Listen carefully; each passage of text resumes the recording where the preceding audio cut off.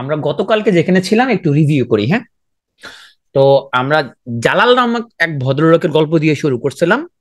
আমাদের জালালের একটা steel mill আছে, সেখানের মধ্যে সে রড প্রডিউস করে। তো স্টিল মিল জালাল 1 কোটি টাকা মূলধন দিয়ে সে শুরু করছে। এখন যেহেতু জালালের কোম্পানিতে মালিক শুধুমাত্র সে অথবা সে তার ওয়াইফ, ওরা পারিবারিক ব্যবসা। এই কোম্পানির নাম হচ্ছে জালাল প্রাইভেট লিমিটেড কোম্পানি, নিজেদের কোম্পানি, প্রাইভেট কোম্পানি। এখানে জনগণের কোনো অংশীদারিত্ব নাই। জালাল চিন্তা করলো এখানে সে আমজনতাকে এঙ্গেজ করবে তার ব্যবসায়, এবং সে জনগণ থেকে মূলধন সংগ্রহ করে তার ব্যবসাটা সম্প্রসারিত করবে। ওর আরো 1 কোটি টাকা দরকার। জালাল চিন্তা করলো 1 কোটি টাকা সে মার্কেট থেকে কিভাবে কালেক্ট করবে। সে মার্কেটে এই কোম্পানির 10 লাখ শেয়ার ছাড়বে। প্রত্যেকটা শেয়ারের দাম হচ্ছে 10 টাকা। যারা যারা জালালের কোম্পানির শেয়ার কিনতে চায় তারা প্রত্যেকটা শেয়ারের জন্য 10 টাকা খরচ করা লাগবে। কত লাখ শেয়ার বিক্রি করবে? 10 লাখ শেয়ার সে বিক্রি করবে। জালালের কোম্পানির শেয়ার কেনার জন্য 100 জন ব্যক্তি আবেদন করলো। যেহেতু 10 লক্ষ শেয়ার 100 জন ব্যক্তি আবেদন করছে, এই 100 জন ব্যক্তি প্রত্যেকে 10,000 করে শেয়ারের মালিক হলো। এবং এই 10,000 করে শেয়ার কেনার জন্য প্রত্যেককে 10,000 ইন্টু 10, প্রত্যেকের কত টাকা দেওয়া হয়েছে? কত টাকা দেওয়া লাগছে? 1 লাখ টাকা প্রত্যেককে দেওয়া লাগছে। এখন 100 জন ব্যক্তি প্রত্যেকে 1 লাখ টাকা করে দিয়ে জালালের কোম্পানির শেয়ার হোল্ডার হয়েছে। এই প্রসেসটাকে বলছিলাম আমরা আইপিও, ইনিশিয়াল পাবলিক অফার। তার মানে এর মধ্য দিয়ে জালাল প্রাইভেট লিমিটেড কোম্পানিটা একটা পাবলিক ট্রেডেড কোম্পানিতে রূপান্তর ঘটে গেল, এবং কোম্পানির নাম হয়ে গেল জালাল পাবলিক লিমিটেড কোম্পানি। তাহলে জালালের কোম্পানিতে ইনিশিয়ালি জালালের 1 কোটি টাকা বিনিয়োগ ছিল। জালাল নতুন করে আরো 1 কোটি টাকা রেজ করছে 10 লাখ শেয়ারের মাধ্যমে। প্রত্যেকটা শেয়ারের ফেস ভ্যালু হচ্ছে 10 টাকা। তাহলে জালালের আগে 1 কোটি টাকার তার ছিল এখানে বিনিয়োগ, তার মানে তার 10 লক্ষ শেয়ার তার আগে থেকে ছিল। আর বর্তমানে সে আরো 10 লক্ষ শেয়ার বিক্রি করছে পাবলিকের কাছে। তার মানে আমরা বলতে পারি এই কোম্পানির 20 লক্ষ শেয়ার আছে। সে 20 লক্ষ শেয়ারের মধ্যে জালাল ও 10 লক্ষ শেয়ারের মালিক, আর নতুন করে আরো 10 লক্ষ শেয়ার সে বিক্রি করছে। তাহলে এখানে দেখা যাচ্ছে যে ডিরেক্টর যে জালাল কোম্পানির, তার কাছে 50% শেয়ার, এবং যারা সাধারণ পাবলিক তাদের কাছে আরো 50% শেয়ার। এখন সবসময় তো পাবলিকের কাছে থাকবে এরকম না, শেয়ারগুলো বিভিন্ন ইনস্টিটিউটের কাছে থাকতে পারে, ফরেন বিনিয়োগকারীর কাছে থাকতে পারে। তাহলে এরকমও হইতে পারে যে ডিরেক্টরের কাছে এখানে 10 লক্ষ শেয়ার, পাবলিকের কাছে হলো 5 লক্ষ, ইনস্টিটিউট তাদের কাছে 4 লক্ষ, আর ফরেন ইনভেস্টর তাদের কাছে হলো 1 লক্ষ। এরকমও হইতে পারে, এক এক কোম্পানিতে এক এক রকম। আবার কোনো কোনো কোম্পানিতে সরকার, গভর্নমেন্টও এরকম শেয়ার হোল্ডার হইতে পারে। এবং আমরা গতকালকে কিছু কোম্পানির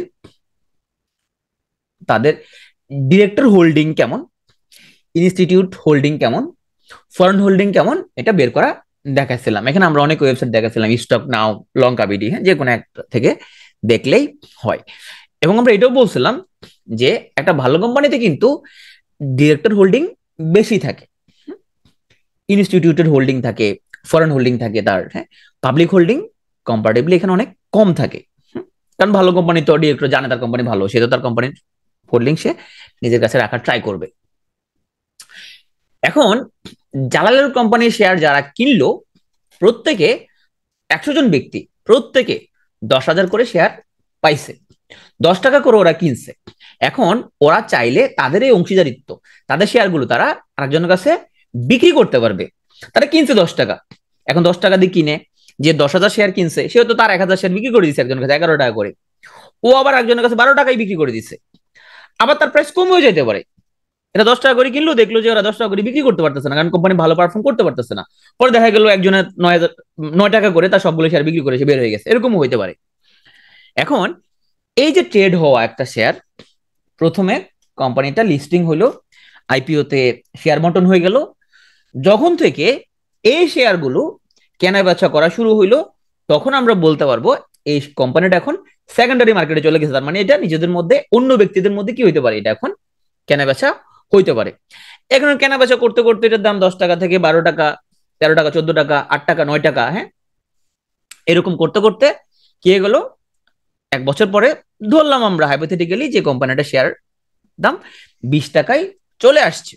এখন আমরা একটা ক্যালকুলেশন দেখাইছিলাম কালকে, যে একটা কোম্পানির টোটাল যতটা শেয়ার এবং প্রত্যেকটা শেয়ারের দাম যত, তাহলে আমরা যদি টোটাল শেয়ারকে প্রত্যেকটা শেয়ারের দাম যত ওটা দিয়ে যদি গুণ দেই, তাহলে কোম্পানিটার মার্কেট ক্যাপ বের হয়ে যাবে। তাহলে মার্কেট ক্যাপ শব্দটার অর্থ হচ্ছে যে এই কোম্পানির সবগুলা শেয়ারের দাম বর্তমানে কত। তাহলে এই কোম্পানির বর্তমানে শেয়ার হচ্ছে 20 লাখ, একটা শেয়ারের দাম হচ্ছে 20 টাকা, তাহলে আমরা বলতে পারি যে এই কোম্পানির সবগুলো শেয়ারের দাম হচ্ছে 4 কোটি টাকা। তাহলে এখানে 4 কোটি হচ্ছে তার মার্কেট ক্যাপ। এখন আসি পেইড আপ ক্যাপটা কত। এই কোম্পানি ইনিশিয়ালি তার কয়টা শেয়ার ছিল, জালালের নিজের কাছে ছিল 10 লাখ, সে মার্কেটে বিক্রি করছে আরো 10 লাখ। ইনিশিয়ালি কোম্পানির কাছে 20 লাখ শেয়ার ছিল, তাদের ফেস ভ্যালু ছিল 10 টাকা। আমরা বলছিলাম আমাদের মার্কেটে সবগুলো শেয়ারের ফেস ভ্যালুই 10 টাকা।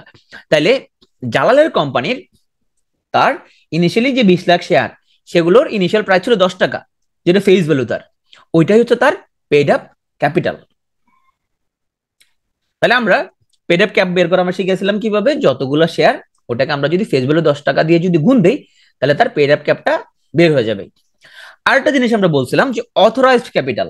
অথরাইজড ক্যাপিটাল মানে হচ্ছে যে এই কোম্পানি চাইলে মার্কেট থেকে কত টাকা কালেক্ট করতে পারবে, আরো কয়টা শেয়ার সে ইস্যু করতে পারবে, এটা হচ্ছে অনুমোদিত মূলধন, অথরাইজড ক্যাপিটাল। এখানে আমরা গতকালকে একটা হিসাব দেখাই না, আজকে আমরা সেই হিসাবটা দেখাবো। এখন ধরলাম আমাদের জালালের কোম্পানির তার মার্কেট ক্যাপ হচ্ছে 4 কোটি টাকা, হ্যাঁ, 4 কোটি market cap. Paid up cap হচ্ছে ইনিশিয়ালি একটা শেয়ারের দাম কত, যে কোনো শেয়ারের বেস প্রাইসটা কত, যে কোনো শেয়ারের রুবাব ফেস ভ্যালু যেটাকে আমরা বলি, ফেস ভ্যালু হচ্ছে 10 টাকা যে কোনো শেয়ারে, তাই না, ফেস ভ্যালু 10 টাকা। তাহলে ওই কোম্পানির টোটাল শেয়ার যত, তাকে 10 দ্বারা গুণ দিলে ওটার পেইড আপ ক্যাপটা বের হয়ে যাবে। ওকে, এখন আমরা এখানে একটা জিনিস দেখি যে অথরাইজ ক্যাপটা এটার সাথে আমাদের বিনিয়োগের কোনো সম্পর্ক আছে কিনা। তাহলে আমরা দেখলাম এই কোম্পানির বর্তমানে তার সবগুলো শেয়ার যদি কেউ কিনে নিতে হয়, কত টাকা লাগবে, তার 4 কোটি টাকা লাগবে। টোটাল শেয়ার কত, 20 লাখ বা 2 মিলিয়ন। প্রত্যেকটা শেয়ারের দাম কত, 20 টাকা।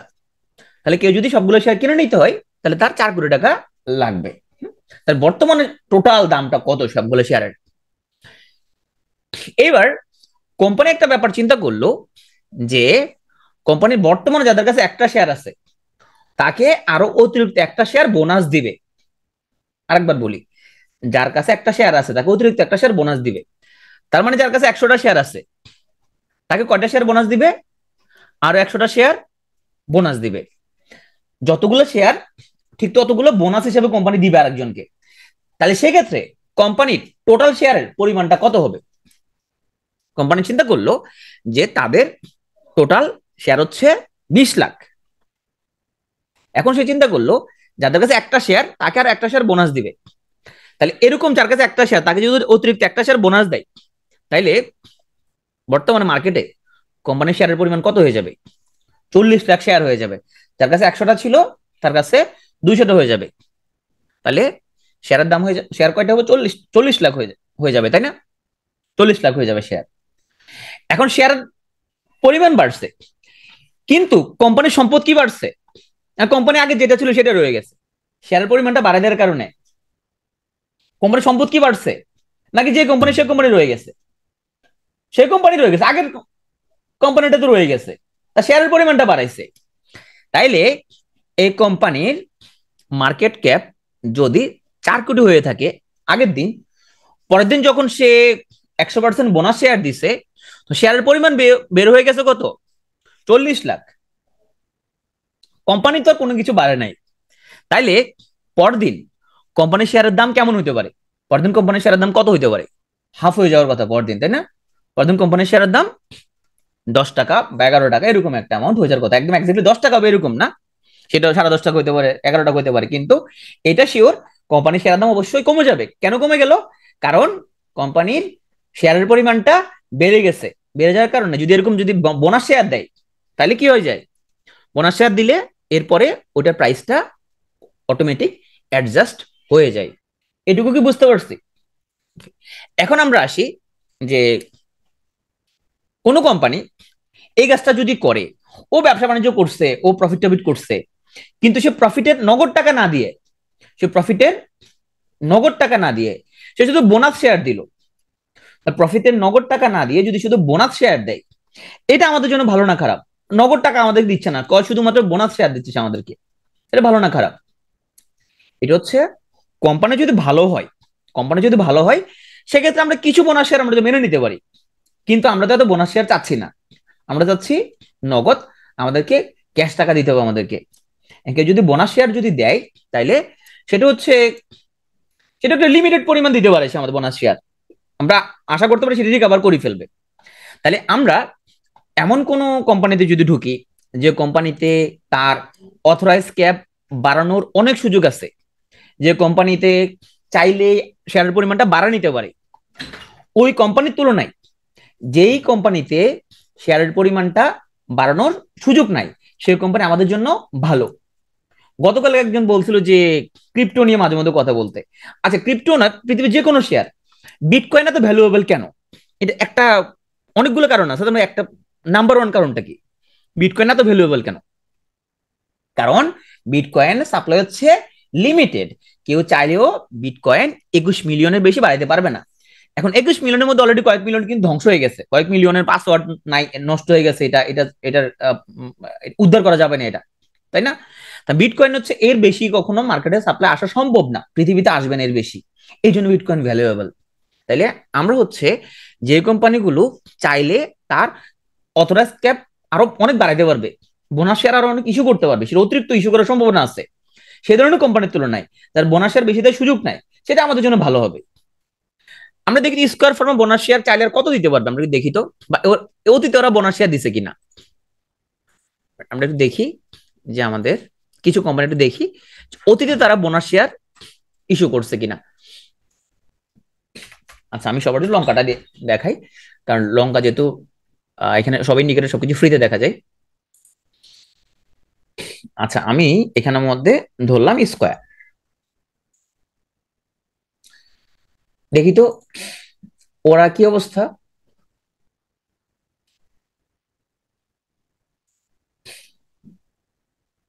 দেখি স্কোয়ার ফার্মা 2018 সালে 7% সে বোনাস ডিভিডেন্ড দিছে, তার মানে যার কাছে 100টা শেয়ার ছিল তাকে অতিরিক্ত 7টা শেয়ার দিছে। 19 সালেও সে 7% বোনাস শেয়ার দিছে। 20 সালে অতিরিক্ত সে 5% বোনাস শেয়ার দিছে। আমি একটু জুম করি না, এরপরে সে বোনাস শেয়ার দেয় না। সে তাহলে বোনাস শেয়ার দিতে পারবে কিনা, সে কিছুটা পারবে দেখি তো, কারণ তার বর্তমানে আমরা দেখি তার এখানে অথরাইজ ক্যাপ কত, তার 1000 কোটি, এখানে 10,000 মিলিয়ন, তার মানে 1000 কোটি এখানের মধ্যে। হ্যাঁ, তাইলে ওর রুবা প্রশ্ন করছিল যে পেইড আপ ক্যাপ কেমনে বের করে, কিন্তু ও যে টোটাল যে শেয়ার মার্কেটে 88 কোটি, 88 কোটি তার টোটাল শেয়ার, তাহলে 88 কোটিকে আমরা 10 দ্বারা যদি গুণ দেই তাহলে এখানের মধ্যে কত পাচ্ছি আমরা, এখানে পাচ্ছি আমরা 886 কোটি হচ্ছে তার পেইড আপ ক্যাপ। তার মানে টোটাল শেয়ারকে আমরা 10 দ্বারা গুণ দিলে পেইড আপ ক্যাপ পেয়ে যাব। স্কয়ার ফার্মা তাদের অনুমতি আছে তাদের অথরাইজ ক্যাপটা 1000 কোটিতে নেয়ার। তাহলে 1000 কোটিতে যদি সে নিতে যদি চায়, তাহলে অতিরিক্ত সে কয়টা শেয়ার ইস্যু করতে পারবে, আর টঙ্ক করে বের করি তো। তাহলে 1000 কোটি যদি সে পেইড আপ ক্যাপ নিতে হয় তার, তার মানে তার শেয়ারের পরিমাণ হবে কত, 100 কোটি হইতে হবে। কারেন্টলি তার শেয়ার কত, কারেন্টলি তার শেয়ার হচ্ছে 88 কোটি, তার মানে 88 কোটি 64 লাখ, তার মানে সে মোটামুটি আরো 12 কোটি বা 11.5 কোটির মতো, 11.4, রাইট, আরো 11.5 কোটির মতো শেয়ার সে বোনাস শেয়ার ইস্যু করতে পারবে। এটা খুব বেশি না, এটা খুব, বোনাস শেয়ার ইস্যু করলে কিন্তু প্রাইস কমে যাবে, রাইট, ওকে, খুব, এটা খুব বেশি না। অন্য কোম্পানিগুলো দেখি তো একটু, আমরা দেখি তো ব্যাট বিসির কি অবস্থা, ওরা কি করছে, তাহলে দেখি তো। এই যে ওরা 2018 সালে 200% বোনাস শেয়ার ইস্যু করছে, 18 সালে 200% বোনাস শেয়ার ইস্যু করছে। তারপরে 2020 সালে ওরা এগেইন কি করছে, ওরা 200% বোনাস শেয়ার ইস্যু করছে, এরপরে করে নাই আর। এখন কেন বুঝতে পারছি যে ব্রিটিশ আমেরিকান টোবাকো শেয়ার আগে 1700 টাকা ছিল, সেখান থেকে কেন 600 টাকা চলে আসছে একদিনে, বুঝতে পারছি। তাহলে বোনাস শেয়ার দিলে কিন্তু আমার শেয়ারের পরিমাণটা বেড়ে যাওয়ার কারণে মার্কেটের প্রাইসটা কি কমে যায়। 200% বোনাস শেয়ার দেওয়ার কারণে, এই জন্য ওর প্রাইস 1700 টাকা থেকে কি হয়েছে 600 টাকাতে চলে আসছে। মানে যার আগে একটা শেয়ার ছিল তার হয়ে গেছে কি, দুটা বোনাস পাইছে, 3টা শেয়ার হয়ে গেছে। এতটুকু বুঝতে পারছি, এতটুকু বুঝতে পারছি আমরা। ওই যে কোম্পানির তোমার হচ্ছে যে পেড আপ ক্যাপ বাড়ানোর জন্য, সেজন্য দেয়। কিন্তু আমরা অতিরিক্ত পরিমাণ বোনাস শেয়ার দেখে এরকম আমরা চাই না।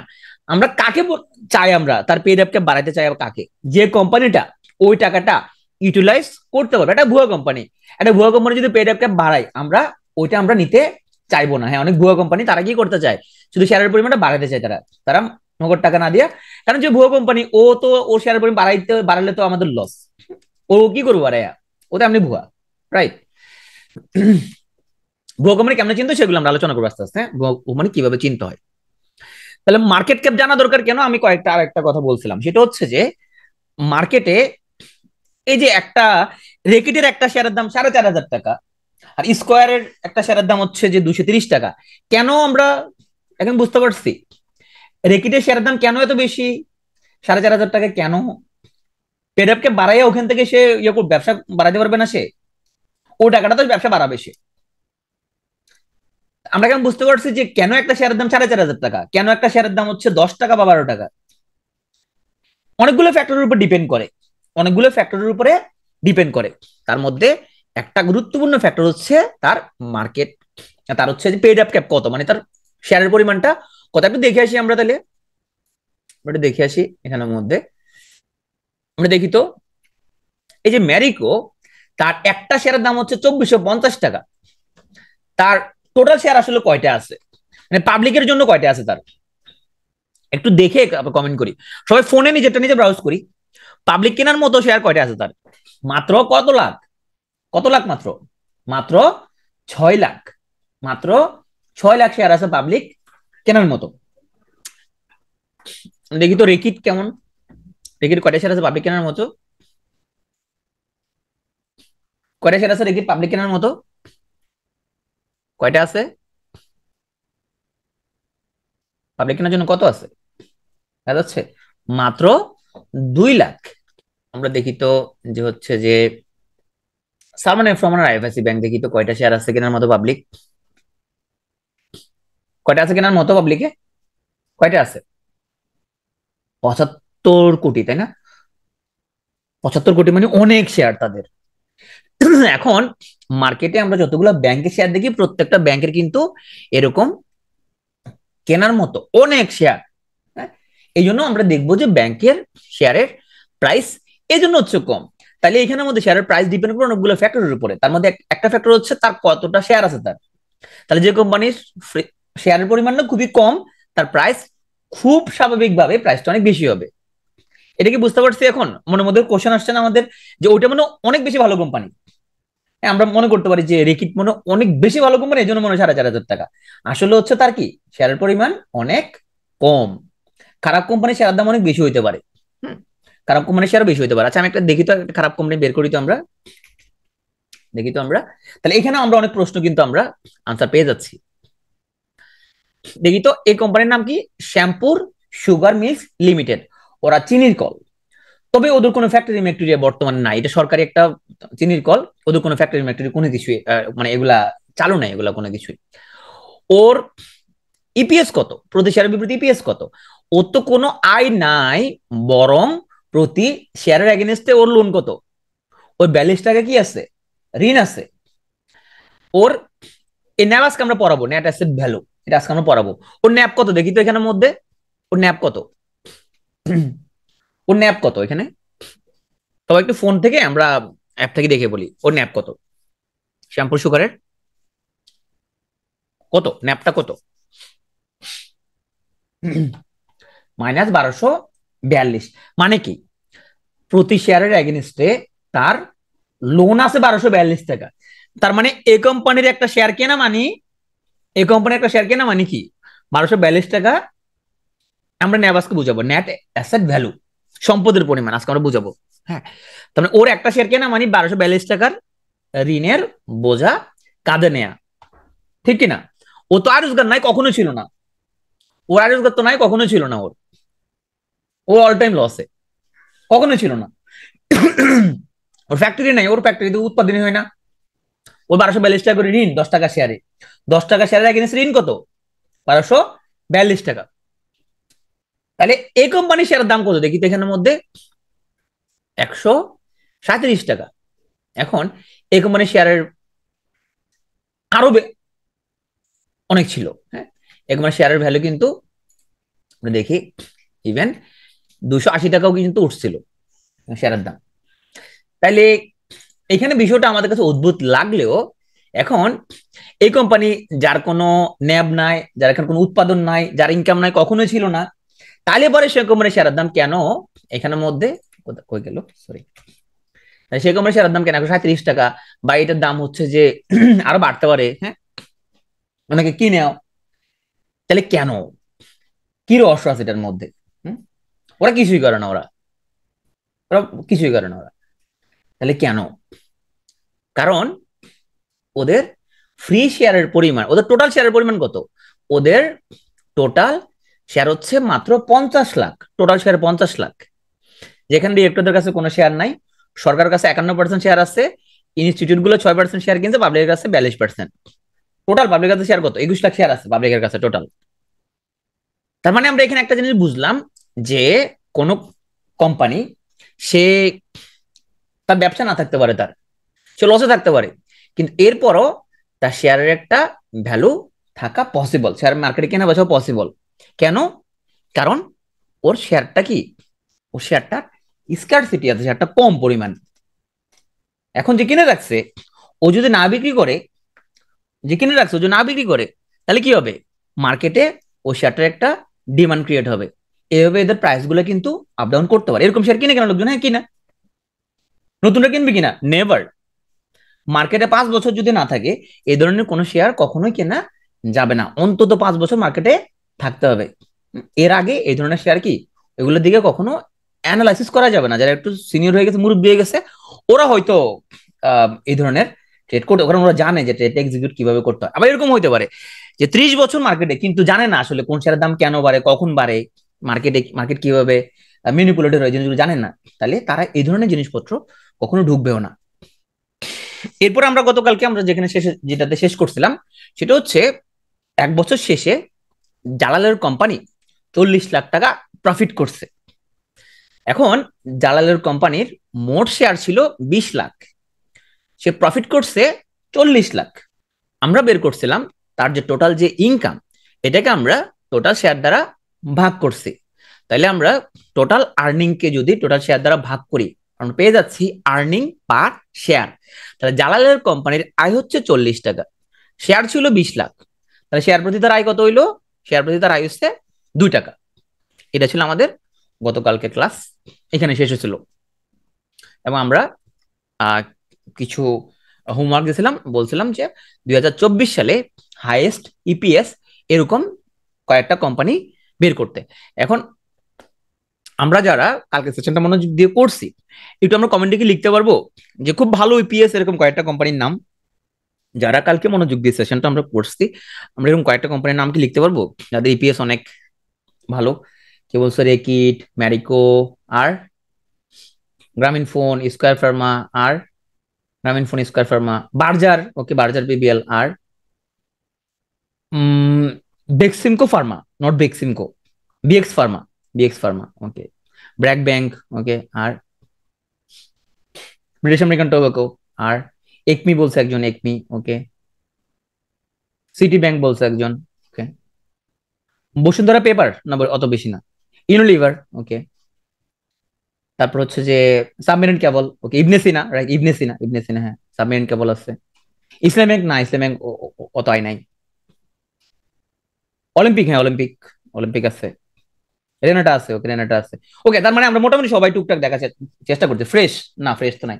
পদ্ম অয়েল আছে, হ্যাঁ, পদ্ম অয়েল সরকারি কোম্পানি, পদ্ম অয়েল আছে, পদ্ম অয়েল, যমুনা অয়েল, সবগুলা। গাজী গ্রুপ না, গাজী গ্রুপ তো নাই এখানে। ডাচ বাংলা ব্যাংক ইপিএস, হ্যাঁ মোটামুটি। প্রাণ না, প্রাণের অত ইপিএস না, এমসিএল প্রাণ তো না। ঠিক আছে, থ্যাংক ইউ থ্যাংক ইউ। পদ্ম অয়েল, হ্যাঁ পদ্ম অয়েল, যমুনা অয়েল, সরকারি যে তেল কোম্পানিগুলো। Stock market for beginners episode 2 তে সবাইকে স্বাগতম।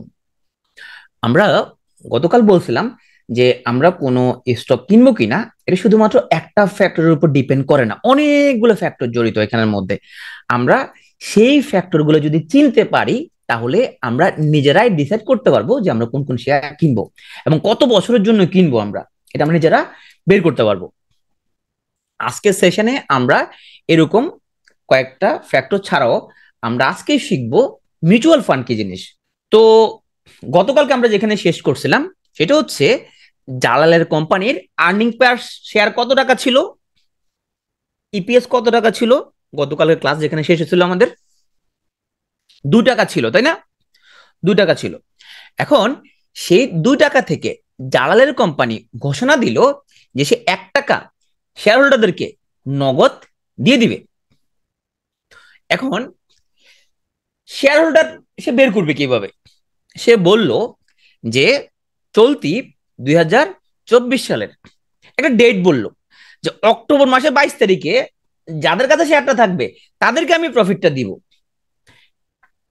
এই যে বললো অক্টোবর মাসের 22 তারিখ, এটা বলে রেকর্ড ডেট, এটাকে বলা হয় রেকর্ড ডেট। কেউ যদি 21 অক্টোবর তারিখে যদি শেয়ারটা যদি কিনে, তাকেও কিন্তু জালালের কোম্পানির শেয়ার হোল্ডার বলে ধরা হবে।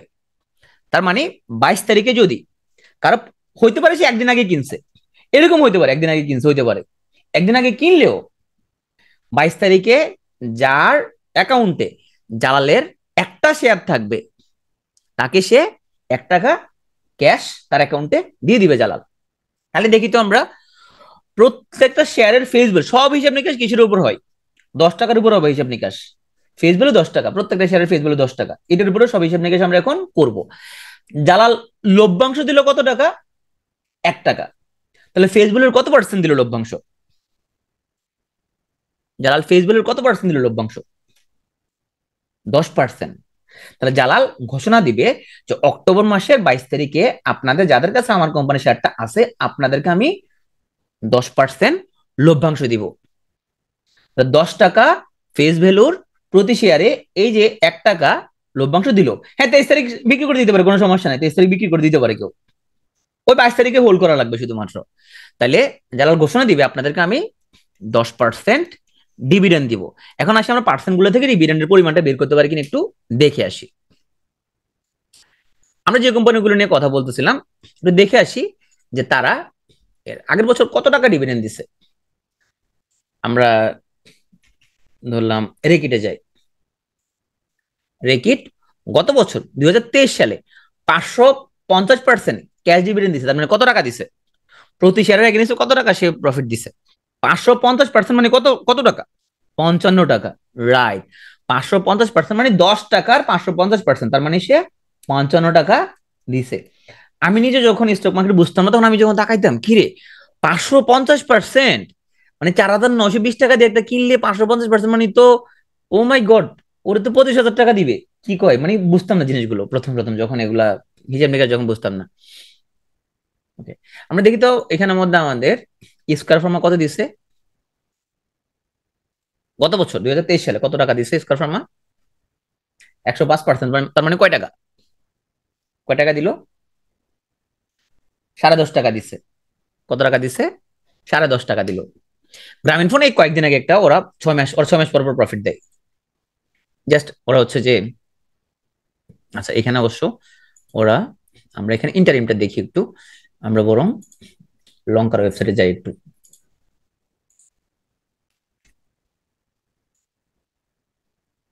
দেখি তো। এই যে গ্রামীণ ফোন, এখানে দেখা যাচ্ছে কি লেখা, 2023 সালে সে টোটাল 2023 সালে সে কত টাকা দিছিল? কত টাকা দিছিল? 125%, তার মানে কত? 2023 সালে সে টোটাল 125% দিছিল, 12.5 টাকা দিছিল। 24 সালে কি অবস্থা দেখি। 24 সালে এসে কি লেখা, 2024 ডিভিডেন্ড টাইপ ইন্টারিম, কি লেখা? ইন্টারিম। ইন্টারিম মানে হচ্ছে যে বছরের মাঝখানে সে ডিভিডেন্ড দিচ্ছে আবার। কত পার্সেন্ট? 160%, 16 টাকা। রেকর্ডেড লেখা কত? 13ই আগস্ট 2024। তার মানে 2024 সালের 13 আগস্ট যাদের অ্যাকাউন্টে গ্রামীণ ফোনের শেয়ার ছিল তারা প্রত্যেকে 16 টাকা লভ্যাংশ পেয়ে গেছে। এখন এগুলো নোটিশের মধ্যে কি লেখে দেখি তো আমরা একটু, এখানের মধ্যে দেখি তো আমরা একটু তার নিউজ গুলোর মধ্যে সে কি লিখবে। এখানে নিউজের মধ্যে কি লেখে, এর মধ্যে লেখা আছে যে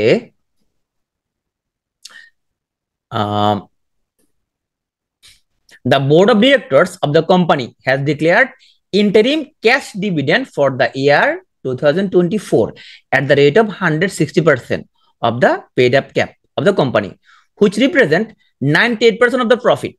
তার মানে প্রথম 6 মাসে সে যত প্রফিট করছে তার 98%ই সে এটা বন্টন করে দিছে।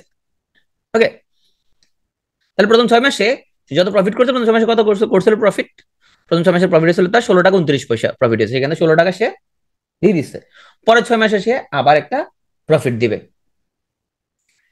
এই যে প্রফিট যে দেয়া, এখানের মধ্যে আমরা কি এখন অ্যামাউন্টটা বের, পার্সেন্ট দেখে অ্যামাউন্ট বের করতে পারবো? পার্সেন্ট দেখে কি অ্যামাউন্ট বের করা পসিবল এখন?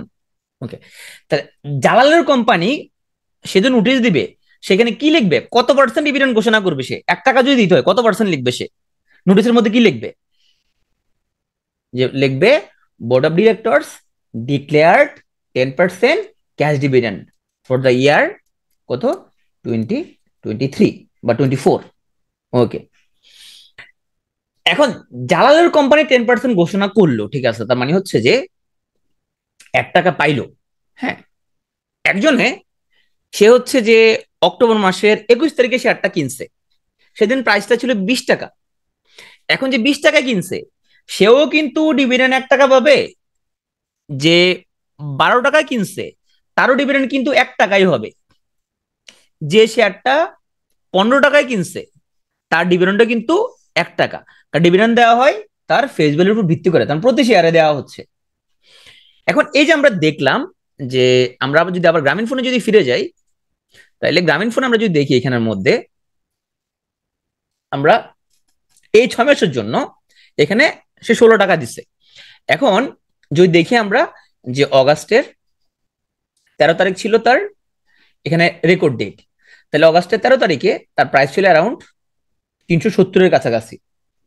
এখন আমরা যদি এখানে দেখি যে যে লোক 370 টাকা দিয়ে গ্রামীণ ফোন কিনছে, দেখি তো আমরা, যে লোক 370 টাকা দিয়ে গ্রামীণ ফোন কিনছে সেও 16 টাকা পাবে।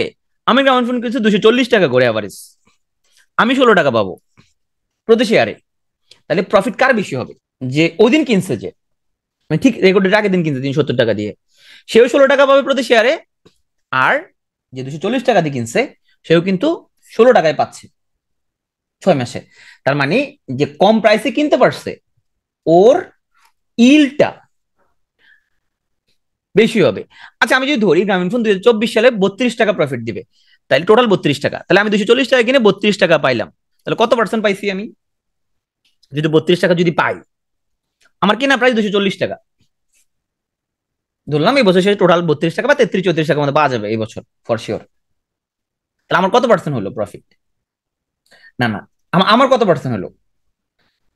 গ্রামীণ ফোন 32 টাকা মানে তারা ঘোষণা দিবে 320% দেওয়া হয়েছে এক বছরের টোটাল, তার মানে 32 টাকা পাইছি। আমি তো 320% তো আর পাই নাই, আমি তো কিনছি শেয়ারটা 240 টাকা করে। তা সেক্ষেত্রে আমি 32 টাকা যদি পাই আমি 240 টাকা শেয়ারে, তাহলে কত পার্সেন্ট প্রফিট হয়েছে আমার? 13.33। আচ্ছা, যে 370 টাকা করে কিনবে সেও 32 টাকা পাবে প্রফিট, ওর কত পার্সেন্ট? ওর কত পার্সেন্ট? ওর কত পার্সেন্ট? যে 370 টাকা, যে ওর আর একটু কম, তাই না? 8.7 বা এরকম, হ্যাঁ, ওর হচ্ছে 8.7। তার মানে ডিভিডেন্ড অ্যামাউন্টটা সবার সমান, প্রতি শেয়ারের এগেইনস্টে কত প্রফিট দিবে সেটা সবার জন্য সমান হইলেও কার বেশি প্রফিট হবে? যে কম টাকায় শেয়ারটা কিনতে পারছে তার ইলটা অনেক, ইল মানে হচ্ছে তার এখানে প্রফিটের হার, যে কম টাকায় কিনতে পারছে তার ইলটা অনেক বেশি হবে। এখন আমরা যদি বের করে দেখি যে জালালের কোম্পানির শেয়ারটা কেউ কিনছে 10 টাকায়, কেউ কিনছে 12 টাকায়, কেউ কিনছে 14 টাকায়, কেউ কিনছে 20 টাকায়। এখন রেকর্ড ডেট যেদিন, সেদিন ধরলাম প্রাইস 20 টাকা, তার আগের দিন ধরলাম প্রাইস 20 টাকা, ডিফারেন্ট কিন্তু 1 টাকা। তাহলে যে রেকর্ড ডেটের ঠিক আগের দিন কিনছে, যে রেকর্ড ডেটের ঠিক আগের দিন কিনছে, ওর কত পার্সেন্ট লাভ হবে? জালালের কোম্পানি শেয়ারটা কে 10 টাকা কিনছে, কে 12 টাকা কিনছে, কে 13 টাকা কিনছে, কেউ রেকর্ড ডেটের আগের দিন 20 টাকা দিয়ে কিনছে, ডিভিডেন্ড কিন্তু সবাই 1 টাকা করে পাবে প্রতি শেয়ারের এগেইনস্টে।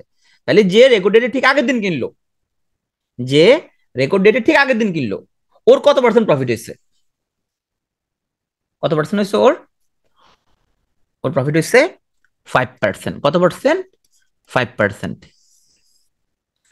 আর যে 10 টাকা দিয়ে কিনছে, ওর কত পার্সেন্ট হয়েছে? যে 10 টাকা দিয়ে কিনছে, একদম শুরুতে কিনছিল 10 টাকা করে কিনছে ধরলাম, ওর প্রফিট হয়েছে 10%।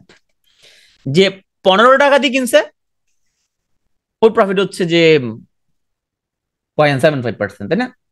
কত? 0.75 এরকম না? ওকে, না 7.5, সরি 7.5 নাকি 6.6, কত? 6.7, আচ্ছা ঠিক আছে। তাহলে একটা শেয়ার কোম্পানি 10% ডিভিডেন্ড দিলেও, যে 10 টাকাতে কিনছে ওর না 10%, কিন্তু যে 20 টাকায় কিনছে ও তো 10% হয় নাই ওর। মিনাজার আরেকবার বলতাম, জালালের কোম্পানির শেয়ারটা 10 টাকা থেকে শুরু হয়েছে ফেস ভ্যালু। এখন কেউ 10 টাকা দিয়ে কিনছে, কে 12 টাকা কিনছে, কে 15 টাকাতে করে কিনছে, ইভেন কেউ রেকর্ড ডেটের আগের দিন 20 টাকা দিয়ে কিনে বসে আছে সে, কিন্তু সবাই কিন্তু 1 টাকা করেই পাবে প্রতি শেয়ারের বিপরীতে প্রফিট। এখন যে 10 টাকা কিনতে পারছে ও 10% লাভ হচ্ছে, কিন্তু যে 20 টাকায় কিনছে ও তো 10% লাভ হয় নাই, ও লাভ হয়েছে কত? ও লাভ হয়েছে 5%। তাহলে কোম্পানি বলছে আমরা 10% ডিভিডেন্ড দিলাম, কিন্তু যে স্টকটা 20 টাকায় কিনছে ওর কিন্তু 10% লাভ হয় নাই। ওর কত পার্সেন্ট লাভ হইলো? সে ডিভিডেন্ড পাইছে কিন্তু 1 টাকা, কিন্তু শেয়ারটা সে কিনছে হচ্ছে যে কত টাকা দিয়ে? শেয়ারটা সে কিনছে 20 টাকা দিয়ে। তাইলে তার লাভ হয়েছে কত পার্সেন্ট? 5% তার লাভ হয়েছে। এটাকে বলা হয় ডিভিডেন্ড ইল্ড। লাভ হয়েছে বলতে ওই শেয়ারটা সে বিক্রি করে দেয় না, শেয়ারের লভ্যাংশ সে পাইছে, এটাকে বলা হয় ডিভিডেন্ড ইল্ড। এখন আমরা, অনেকের মনে প্রশ্ন আসে যে আমি কি 4,500 টাকা শেয়ারটা কিনবো, নাকি আমি হচ্ছে যে 220 টাকারটা কিনবো, নাকি আমি 10 টাকারটা কিনবো, 10 টাকা যদি বেশি পরিমাণ পাবো? আসলে আমাদের কোনটা দেখা উচিত? শেয়ারের প্রাইস না দেখে আমরা কোনটা দেখা উচিত? কোন শেয়ারটা কিনলে আমার ইল্ডটা ভালো হবে, ঠিক না? ইল্ড ভালো হবে, ওইটাই তো আমরা দেখবো। এখন যদি এরকম হয় যে 10 টাকা শেয়ার কোনো প্রফিট এসে দেয় না, কিন্তু যেটা দাম 220 টাকা সে আমাকে অনেক প্রফিট দেয়, আমরা ইল দেখবো। একটা ইল একটু দেখে আসি তো আমরা, ইল দেখে আমরা কি সিদ্ধান্ত নিতে পারি? আমরা একটু ইলটা দেখে আসি। তাহলে আমাদের 2024 সালে, যদিও এই বছর শেষ হয় না এখনো, এখানের মধ্যে ইল কত দেখা দেখা যাচ্ছে গ্রামীণ ফোনের? আচ্ছা আমরা এর আগের বছরটা দেখি। আমরা আমরা আচ্ছা, ডাটা ম্যাট্রিক্সটা এখানের মধ্যে ফ্রি ভার্সনে যদি না থাকে, সেক্ষেত্রে লঙ্কা বাংলাতে গিয়ে এখানের মধ্যে এই যে মার্কেট ডাটা গ্রিড, এখানের মধ্যে ডাটা গ্রিড, এখানে সম্ভবত ইল্ড আছে, এই যে ইল্ড আছে এখানের মধ্যে। স্টক না তো খুব সম্ভবত এটা একটু এটা আমারটা তো পেইড আইডি, তো আমি যে কোনো কিছু ব্রাউজ করতে পারতেছি, বাট এটা ফ্রি আইডিতে ব্রাউজ করা যায় কিনা এই ডাটা ম্যাট্রিক্স আমি শিওর না। এটা দেখতে পারেন ভিতরে, আমি ফ্রি যেটা সেটা দেখাচ্ছি এখানে। দেখেন এখানে একটা কলাম আছে, তাহলে লঙ্কা বাংলা ওয়েবসাইটে গিয়ে মার্কেট ডাটা গ্রিড এখানে আসলাম, এই দেখেন ডিভিডেন্ড ইল্ড দেখি তো আমরা। তাইলে আমরা একটু খেয়াল করি এখানের মধ্যে লঙ্কাটা ফ্রি ইউজ করা যায় সবাই। আচ্ছা, তো এটা আমরা ইউজ করি, অসুবিধা নেই। স্টক না হতে মনে ফ্রিতে এত কিছু ইউজ করা যায় না। লিন্ডিবিডি এই শেয়ারটা গত বছর, তার মানে আমরা সদ্য সমাপ্ত 2024 সালে জুন মাসে যার হিসাব নিকেশ শেষ হচ্ছে, তার ডিভিডেন্ড ইল্ড কত পার্সেন্ট ছিল? এখানে দেখি তো একটু কত পার্সেন্ট ছিল? 14% ছিল ইল্ড। ইল্ড মানে কি? এই শেয়ারটা সে কত টাকায় কিনছে, কত টাকায় কিনে সে এখানের মধ্যে কত টাকা প্রফিট পাইছে। এখন এই ইল্ডটা এখানে যেটা লেখা ওয়েবসাইটে, এটা হচ্ছে রেকর্ড ডেটের ঠিক আগের দিন। এখন রেকর্ড ডেটের আগের দিন বলতে তো অনেকে আরো কম টাকায় কিনছে, তাহলে যে আরো কম টাকায় কিনছে ওর ইল্ড আরো বেশি হবে না? বুঝতে পারি নাই মনে। যে রেকর্ড ডেটের অনেক আগে আরো কম প্রাইসে কিনছে, যেমন আমি গ্রামীণ ফোন দেখাইলাম, যে গ্রামীণ ফোন এখন মাত্র গ্রামীণ ফোন কিনছে, ওর ইল্ড হচ্ছে 6 মাসে, ওর ইল্ড হচ্ছে কত? 4.24%, যে এখন মাত্র কিনছে। কিন্তু যে আরো কমে কিনছে, 240 টাকা দিয়ে কিনছে, 230 টাকা দিয়ে কিনছে, ওর ইল কিন্তু আরো বেশি, কারণ সে তো কম টাকা দিয়ে কিনছে, অনেক সস্তায় পেয়েছে সে। এটা বুঝতে পারছি। এরপর আর ইল কি আছে? প্রিমিয়ার ব্যাংক দেখা যাচ্ছে এখানে 11.68%, এক্সিম ব্যাংক 10.31%, এনসিসি ব্যাংক 9.84%, তারপরে কি লেখা? এনআরবিসি ব্যাংক, এনআরবিসি হচ্ছে 9.65, সুরিত হচ্ছে যে 9.01, মার্কেন্টাইল ব্যাংক 8.62, যমুনা ব্যাংক এখানে 8.58। আমরা যে শেয়ারগুলো নিয়ে কথাবার্তা বলতেছি এখানে সবগুলো দেখি যে ব্যাংকগুলো ইল্ড অনেক বেশি, তাহলে NRB bank, Matin spinning, prime bank, Dhaka bank, Lafarge Holcim cement 7.5%। হ্যাঁ, দেখি তো আমরা হচ্ছে এখানের মধ্যে আমাদের যমুনা অয়েল, অনেকে বলছে যমুনা অয়েল কত ইল ছিল? 6.8। পদ্ম অয়েল সরকারি তেল কোম্পানি 6.4। হ্যাঁ, এখানের মধ্যে আমরা দেখি যে এখানে আমরা মোটামুটি এখানে আমরা এই যে স্কয়ার ফার্মাতে খুবই কম ইল্ড, 4.47, খুবই কম ইল্ড। এখানের মধ্যে আমরা মাত্র 5% মতো লাভ হয়েছে গত বছর। গ্রামীণ ফোন গত বছর লাভ হয়েছে মাত্র 4.24%, খুবই কম। হ্যাঁ, তাহলে আমরা দেখি এখানের মধ্যে আমরা শুধুমাত্র ইপিএস দেখে কোনো কোম্পানিতে আমরা বিনিয়োগ করি না, শুধু ডিভিডেন্ড ইল্ড দেখে আমরা বিনিয়োগ করি না। আমরা অনেকগুলো ফ্যাক্টর আমাদেরকে দেখতে হয়। যেমন এখানে দেখা যাচ্ছে যে এখানে এক্সিম ব্যাংক তার ইল্ড হচ্ছে যে 10.31। আমাকে যদি বলে এক্সিম ব্যাংক কেনার জন্য, আমি এক্সিম ব্যাংক কিনবো না। অনেকগুলো ফ্যাক্টরের কারণে আমরা কিনবো না। হ্যাঁ, অনেকগুলো ফ্যাক্টরের কারণে কিনবো না, কারণ আমরা দেখবো এটা ফিউচার গ্রোথ কেমন হওয়ার সম্ভাবনা, এটা সামনে কতটুকু বাড়তে পারে প্রাইস, এটা প্রাইস কতটুকু কমতে পারে, ওই ধরনের ফ্যাক্টর আমরা দেখবো। এটা ম্যানেজমেন্টে কারা আছে এগুলো দেখে তারপর আমরা কি করি? আমরা সিদ্ধান্ত গ্রহণ করি। তাহলে এখন পর্যন্ত আমরা যা যা শিখলাম সেটা হচ্ছে ডিভিডেন্ড ইল পর্যন্ত জিনিসটা ক্লিয়ার কিনা? ইল পর্যন্ত ক্লিয়ার কিনা? আচ্ছা, আমরা একটা একটা প্রাইমারি ক্যালকুলেশন করি তো। ধরলাম এখন যদি স্কয়ার ফার্মে কিনি, আমাদের হচ্ছে যে কেমন ইল হতে পারে এবছর। ধরলাম কালকে কেউ 234 টাকা করে স্কয়ার ফার্মে কিনলো, এবছর স্কয়ার ফার্মের প্রফিটে কি অবস্থা দেখি তো। প্রথম 9 মাসে 18 টাকা 24 পয়সা। তার মানে প্রথম 9 মাস বলতে সে জুন পর্যন্ত যে হিসাব নিকাশ, জুন পর্যন্ত কত তার প্রফিট, এটা এখনো পাবলিশ করে না। এটা হচ্ছে তার অক্টোবরের দিকে আমরা দেখতে পাবো, অক্টোবরের দিকে। হ্যাঁ, সেপ্টেম্বর অক্টোবরের দিকে আমরা দেখতে পাবো। আগের কত, এটা হচ্ছে যে আমরা কত অক্টোবরের দিকে দেখতে পাবো। হ্যাঁ, অক্টোবরের দিকে ওর মিটিং হলে দেখতে, কারণ প্রতি বছর অক্টোবরের দিকে স্যার ফাইনাল সে পাবলিশ করে। 9 মাসে যদি তার প্রফিট 18 টাকা 24 পয়সা হয়, তাহলে তার আমরা এক বছরে কত টাকা পর্যন্ত আমরা আশা করতে পারি? মার্চ পর্যন্ত 9 মাসে মোটামুটি 24 টাকার মতো আমরা আশা করতে পারি, 24 টাকার মতো আমরা আশা করতে পারি। এখন আমরা দেখি তো ওর ইতিহাস দেখি, সে প্রফিট কেমন ডিস্ট্রিবিউট করে, সে কেমন প্রফিট দেয় আমরা একটু দেখি। গত বছর সে হচ্ছে যে আমরা 2021 সাল থেকে দেখি, 21 সালে সে প্রফিট করছে হলো 18 টাকা, দিছে 60%। মানে 60% মানে কয় টাকা? 60% মানে কয় টাকা? কয় টাকা দিচ্ছে? 6 টাকা দিচ্ছে, তাই না? 6 টাকা দিচ্ছে। এরপর বছর সে প্রফিট করছে হচ্ছে যে 20.5 টাকা, দিছে কত সে? 10 টাকা দিছে। লাস্ট 2023 সালে সে আয় করছে 21 টাকা 41 পয়সা, দিছে কত? তাও 10.5 টাকা দিছে। তার মানে আমরা পুরোপুরি সন্তুষ্ট হইতে পারলাম না ওর এই ব্যবহারে, যে সে যত টাকা প্রফিট করে তার সে এখানের মধ্যে তার প্রফিট পুরোটা আমাকে দিচ্ছে না। এখন আমরা দেখবো এটা পেছনে লজিক আছে কিনা। এই প্রফিটটা সে রিটেন করে সে কি করে? সে সে অন্য কোনো কাজে লাগাই, সে কি করে এটা দিয়ে? এটা আমাদের একটা দেখার দরকার আছে। এটা আমরা দেখতে হবে সে কি করতেছে প্রফিটের টাকাটা দিয়ে। সে একটা ভালো কাজে লাগাইলে, যদি ভালো কাজে লাগায়, তাহলে সামনে তার কোম্পানির ব্যবসা যদি বড় হয়, তাহলে সামনে আমরা আরো ভালো লাভের মুখ দেখতে পারবো। এই বছর আমরা আশা করতে পারি 24 টাকা যদি সে আয় করে। গত বছর তার আবার এখানে প্রফিট কম দেওয়ার একটা বড় কারণ ছিল ডলার ক্রাইসিসের কারণে। তার যেহেতু ফরেন ইনভেস্টর অনেক, তাদেরকে তো সে প্রফিট দিবে কিভাবে? তার ডলার সে তো তারা তো নিয়ে যেতে পারবে না। সো ওখানে একটা কারণ ছিল, অনেকের সেম কারণটা ছিল, গ্রামীণ ফোনের অনেক কারণ ছিল। গ্রামীণ ফোনের সেম কারণে গ্রামীণ ফোন তার প্রফিট দিতে পারে নাই, মানে বন্টন করতে পারে নাই, কারণ হচ্ছে যে ডলার ক্রাইসিসের কারণে। তো আমরা ধরলাম এই বছর ডলার ক্রাইসিস যদি থাকে, তাহলে এই বছরও আমরা হচ্ছে যে ধরলাম 12 টাকা দিবে স্কয়ার ফার্মা, ধরলাম 12 টাকা দিবে। এবং কালকে যদি কি স্কয়ার ফার্মা যদি কিনে 234 টাকা করে, যেমন কালকে 234 টাকা দিয়ে কেউ কিনতে পারলো, তাহলে তার এবছর তার ইল্ডটা কত পার্সেন্ট হবে? ধরুন আগামীকালকে 234 টাকা করে কি স্কয়ার ফার্মা কিনলো, 1 লাখ টাকার কিনলো বা 10,000 টাকার কিনলো, যতগুলো তার ইচ্ছে কিনলো। এবছর সে নভেম্বর ডিসেম্বরের দিকে সে শুধু প্রফিট, কোম্পানির প্রফিট থেকে সে 12 টাকা পাইলো। ইলটা কত তার? 10% না 10% কেমন হবে? 234 টাকা কিনলে 12 টাকাতে 10% হবে না তো? অ্যারাউন্ড 5% এরকম অ্যামাউন্ট হবে, অ্যারাউন্ড 5% বা এরকম একটা অ্যামাউন্ট হবে। দেখি তো আমরা গ্রামীণ ফোন যদি ইলটা যদি আমরা বুঝি, আমরা অনেক হিসাব নিকাশ করতে আমরা করতে পারবো সামনে। শুধু ইল দেখে তো আমরা বিনিয়োগ করি না অবশ্য। আচ্ছা, আমরা মেরিকো দেখি। দেখি মেরিকো দেখি, আমি তো দেখছি একবার, মেরিকো দেখি তো কি অবস্থা। ধরলাম আগামীকাল কেউ 2450 টাকায় একটা হচ্ছে যে সে মেরিকো শেয়ার কিনলো। শাহিন, শাহিন আপনি কি হচ্ছে যে শতকরা কি বুঝেন মোটামুটি? আমাদের ইউটিউব চ্যানেলে শতকরা ক্লাস আছে, শতকরাটা বুঝতে হবে, শতকরা না বুঝে আবার বুঝাতে পারবো না।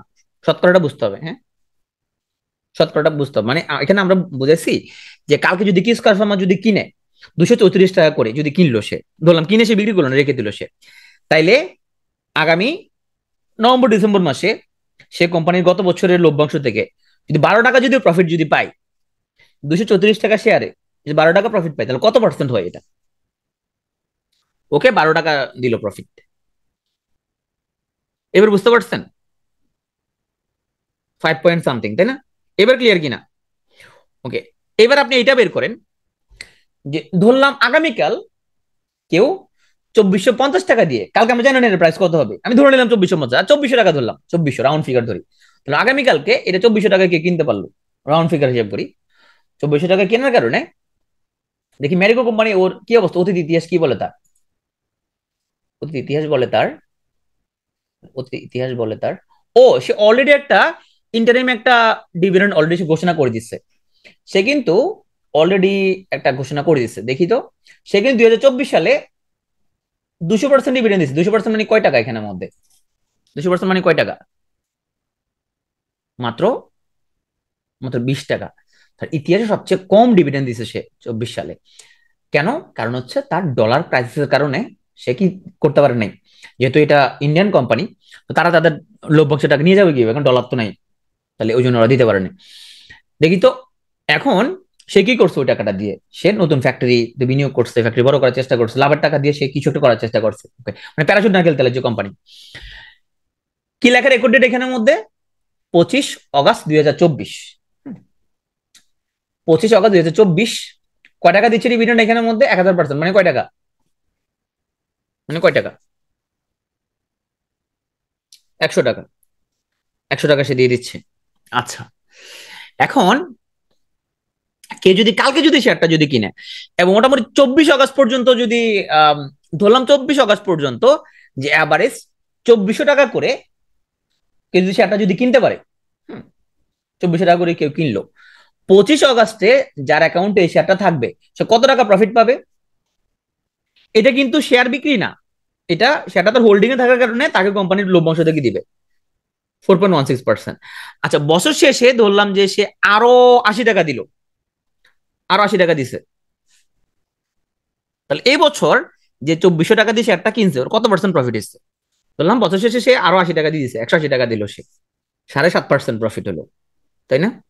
তার মানে আমরা এটা কি বুঝতে পারছি যে ম্যারিকোর শেয়ারের দাম 2400 টাকা হইলেও, 2400 টাকা হইলেও ওর ডিভিডেন্ড যেহেতু অনেক বেশি, তাইলে এখানে আমরা আরো গেনের হওয়ার সুযোগ আছে। এটা হলো বাংলাদেশে 1 নাম্বার শেয়ার, বাংলাদেশের মার্কেটে সবচেয়ে সেরা, এটার চেয়ে ভালো কোনো শেয়ার নাই মার্কেটে। এটা 2010 সাল থেকে এটার এটা প্রাইস অনেক, মানে এর প্রাইস টানা বাড়তেছে এটার, বাংলাদেশের 1 নাম্বার শেয়ার এটা।